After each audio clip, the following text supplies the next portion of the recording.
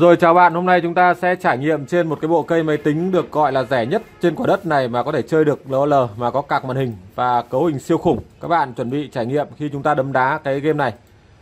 Chết cha, điều khiển nó kiểu gì nhỉ? Nó đang đi rồi, các bạn đợi chút. Các bạn thông cảm, ô tô máy bay tôi đều lái được, nhưng riêng cái trò này tôi chưa lái bao giờ. Vì vậy nó cứ phải từ từ. Các bạn luộc sẵn nồi khoai lên, nó sẽ nhừ rồi, lúc đó chúng ta sẽ chơi được game.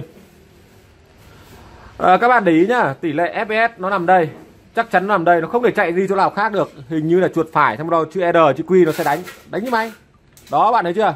Khi chúng ta chém chiếc lung tung bung thì các bạn thấy cái tỷ lệ FPS của chúng ta đang ở trạng thái là 96, 97. Tất nhiên là với cấu hình này các bạn sẽ chơi mượt, nhưng tôi yêu cầu các bạn setup ở chế độ, chết rồi, lại nhảy lung tung rồi, chế độ trung bình hoặc là chế độ thấp các bạn sẽ chơi được.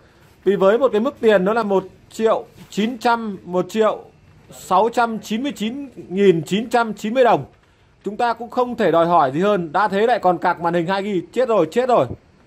Tướng chết rồi, các bạn đợi chút. Tướng chết thì tôi sẽ cho tướng nó sống dậy cho các bạn xem. Sống dậy đi, nằm nì ra đó. Ô, nó chết luôn rồi hay sao ấy. À đây nó lại sống rồi, các bạn đợi chút, chúng ta lại đi đánh nhau. Rồi, các bạn nhớ cấu hình chúng ta setup ở mức thấp và mức trung bình. Tỷ lệ FPS các bạn đặt ở tại trạng thái là khi giao tranh là 80-90, không giật rẽ gì cả.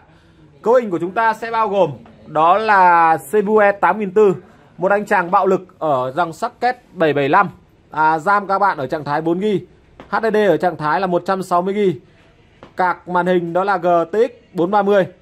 Thoải mái cân tem LOL và FIFA. Chúng ta trải nghiệm một tí nữa, sau đó tôi sẽ show cấu hình cho bạn xem. Ở đây chúng ta sẽ có những cái giá của bộ combo này để cho các bạn mua luôn cả màn hình. Đánh đi, đó, các bạn thấy nó chém chưa? Tí nữa tôi sẽ vào nhà đập đà nhà đấy, chém phát con này chết luôn. Ồ, hóa ra mình cũng biết chém cơ à? Các bạn đi đợi tôi chút, tôi đi tìm nhà, tôi đập đá phá nhà cho các bạn xem. Chém đi. Đấy.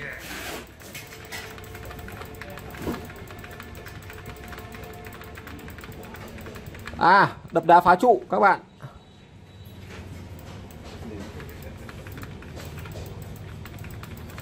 Thôi thế đủ rồi. Bây giờ tôi sẽ show cấu hình cho bạn xem ở cái tỷ lệ chơi rất mượt mà, trạng thái 90-100. Chúng ta bắt đầu đi vào nội tạng của bộ cây này. Và đây là cái vỏ cây của chúng ta. Các bạn đừng nhìn vào cái màn hình, vì tổng số tiền đó các bạn chưa mua được cái màn hình mình đang chạy đâu ạ. Vì vậy là cái cây của chúng ta là gồm một bộ cây gồm vỏ, main, chip, RAM, ổ cứng, HDD và tổng thời gian bảo hành là 3 tháng. Chứ không liên quan đến cái màn hình to đùng chà bá và đẹp như kia. Đó, các bạn nhìn này. Bây giờ chúng ta sẽ xem lõi và ruột của chúng ta. Nguồn Hanki công suất thực 300W, main Giga G31 S2C, card màn hình MSI GT430, CPU E8400, RAM 4GB, HDD 160GB. Tổng sản phẩm được bảo hành đã là 3 tháng. Cảm ơn các bạn đã theo dõi video. Cần đặt cây vui lòng truy cập web là lo2.vn, đặt đơn mình sẽ ship code cho các bạn. Chúc các bạn có những giây phút trải nghiệm tuyệt vời với game.